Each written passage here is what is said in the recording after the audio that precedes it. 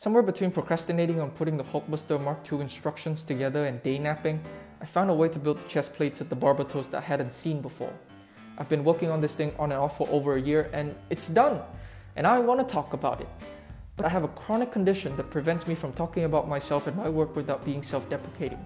So, in the words of the world's leading expert on Frozen, here's an internet-friendly numbered list about some of the compromises I had to make. 1. Wonky connections. It's mostly pretty solid, but there are some parts to watch out for when you handle it. This whole skirt assembly is a mess of one-stud connections. Give them a squeeze every now and then. Also give these parts a squeeze here where they're connected if you accidentally undo them by squeezing here. These black ingots and pentagons on the thrusters might get knocked about as well, though I hadn't really had them fall off yet. If these ingots really bother you, you can replace it with this assembly. The downside of that is you're going to have two one-stud connections right next to each other. Oh, and while we're here, when you're putting it together, make sure to click his chest down. Like that. Its underside should rest in the groove created by the round 1x1 plates. These pistons are very fiddly. I have no solution. I'm sorry. 2. Weird joints. I built the bicep and the shoulder pad as one big block so it can't move its arms out very far. The mix of joints themselves are at the limit of what they want to support. I didn't even try to build Mace-chan because it can barely hold up the sword as it is. Its thighs are very long. The hips have to have the friction extension and I wanted to orient the click joints this way to give it a thigh swivel. This means I had to place the hip joint higher and the knee joint lower than where they should be. Okay, I have a bad habit of bracketing things from one side.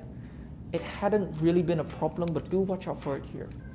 This assembly might try to pry itself open as you move the joints, so look out for that. 3. Wacky colors. I had originally intended to use dark grey for the frame until I actually compared it to my Gunpla Barbatoses.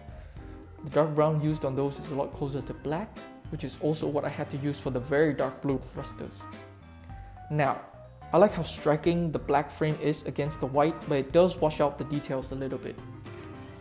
The biggest sore point for me is the V-fin. I really wish I could have made the whole thing yellow, but I couldn't. I tried the harpoons, I don't think they look good, but if you do, hey, go nuts. Okay, that's about it I think. I know I seem kinda down, but I really am proud of this. Look at those shoulders, look at that chest. And did I mention that I can shake it like a baby? For legal reasons, this is a joke. Please do not shake your babies. Where was I? Right. I am really proud of this, but it is by no means perfect. It's a fan model, so it might make some unusual design choices compared to official models. And I just want to give you a heads up should you choose to build one yourself. Anyways, click all the buttons, follow me places, and to everyone who's ever bought a PDF version of the instructions, thank you. I really want to share these builds for free in some form, but Lego is not cheap, and you guys really help make this possible. Okay, I'll see you later, internet. Stay safe.